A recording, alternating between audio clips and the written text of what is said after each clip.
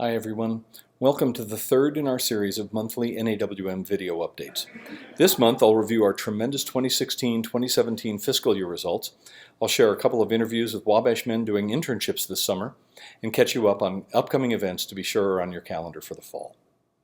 I had the pleasure of meeting with the men attending the Wabash Liberal Arts Immersion Program on campus in mid-July. They're here for a month and many are first-generation college students. It's a great opportunity for them to learn what college life is like, get to write papers, etc. They're working hard and they're learning a lot. It's a tremendous program to help ensure success in college, and it contributed to our record 91% retention rate for the men entering their sophomore year this fall. I also had the opportunity to meet with the Indianapolis Association of Wabash Men Board to thank them for their tremendous engagement, their leadership, and their positive impact on Wabash, and to share with them our committee structure for the NAWM board. Jacob Pachter was there as well, talking about career services. I'll talk more about the committee structure on the video next month. Thanks again to the IAWM for their great work as a regional association. It's big news, gentlemen. Wabash always gives. For the fiscal year that ended on June 30th, we set a new record of 5,922 donors, 600 more than last year, who gave $3.274 million to the annual fund. 5,132 of those donors were alumni. That's a whopping 43.9% giving rate, which will put us in or near the top 10 of all liberal arts colleges in the country. You should be very proud of your generosity and of the material impact you're making on our college and on the lives of our students. Thank you. I had time this month to sit down via video conference with a couple of Wabash men to talk with them about their internship experiences this summer and how alumni have helped in that process. Here are some excerpts from those conversations. I'm here with Kaz Coring, who is interning with IBM in Littleton, Massachusetts this summer. Kaz, tell us a little bit about what they have you doing. Yeah, so I just finished up my halfway point here at my internship at IBM. I'm working within an inside sales team, doing a lot of prospecting and just trying, my main goal right now is to get a meeting for one of my team members. How did Wabash and experiences you had through your time at Wabash, whether it was your study abroad or whatever, how did those prepare you well for the types of things IBM has you doing this summer? Being comfortable with being uncomfortable has been huge. Wabash has done that from the beginning. I'm very uncomfortable at first when I entered as a freshman, challenged right off the bat, forced to do things that I wasn't comfortable doing and just throwing myself in these situations. And now it's become habit for me. Same with going, I was in Shanghai last semester for a semester abroad. And one of the main things with that was just going to Shanghai, making that decision. It portrays how I've become comfortable with being uncomfortable. And IBM does the same thing. They throw you in these roles and see where you can take initiative and where you can provide value. And if you can provide value through your initiative, then you're doing the right thing.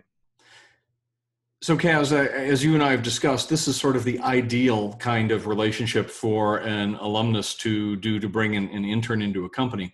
I knew you well, I knew your strengths, and I was able to call the hiring manager.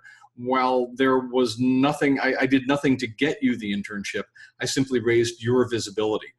So I was able to explain to the hiring manager that for the same reasons that I had succeeded at IBM for 30 years, learning there how to think critically, act responsibly, lead effectively, and live humanely, you've learned those same lessons, and you would bring similar strengths to IBM. Yeah, I definitely appreciate that. And the whole aspect of learning how to learn at Wabash College has really provided me with that initiative that IBM and these corporations are expecting out of students. If you don't have initiative, then you're going to get lost in all the translation. It's so big.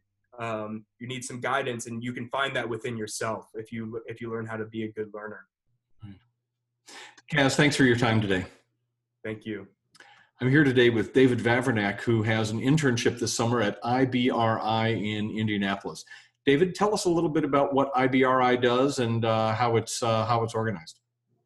So IBRI itself is a research institute in Indianapolis that takes in smaller companies and helps them design and build products. So I work for a smaller company called Zorion, manufacturing and analyzing heart stents.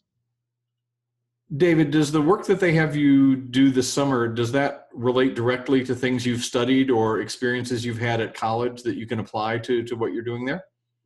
Yes, I think what's interesting is I never learned much about magnesium, the metal we're studying, or really its applications in the medical field. But something that Wabash does a great job at is teaching us how to use our baseline knowledge, my baseline in chemistry, and apply it to artifacts that we really know nothing about. And I would say that because of my Wabash experience, I was very well prepared when I came into this job. David, I understand there's an alumni connection between you and the work that you're doing this summer. Can you tell us a little about that? Yes, it all started actually with my chemistry professor, Dr. Schmidt at Wabash, who has a friend here at the IBRI, and he happens to work under David Broker, who offered me the position, and it's been really wonderful working with him and getting to know an alumnus such as David. Homecoming will be September 23rd, and we're playing football against Hiram. It's a busy weekend. The Leadership Summit is happening, and there are Class Agent, Parents Advisory Committee, Liberal Arts Plus Advisory Committee, and NAWM meetings happening as well. Your board members and I hope to see you on campus. The Wabash Glee Club's 125th anniversary will be held from September 28th to 30th on campus. Registration is open now, and you can go to this link to sign up. Come for all of it, come for part of it, but your friends would love to see you. We have dozens of people registered already, and Dr. Bowen has not only posted much of the music in Canvas, you'll get a Canvas ID when you register, but also there are rehearsal tracks loaded. As always, reach out to Steve Hoffman, to me, or to any of your NAWM board if you have questions, ideas, or if you think of anything we can do to make it easier for you to engage with your alma mater. Please keep the feedback on these videos coming. I hope to see you on campus this fall. If we already know each other, come and say hi. If we haven't met yet, please introduce yourself. Wabash always fights.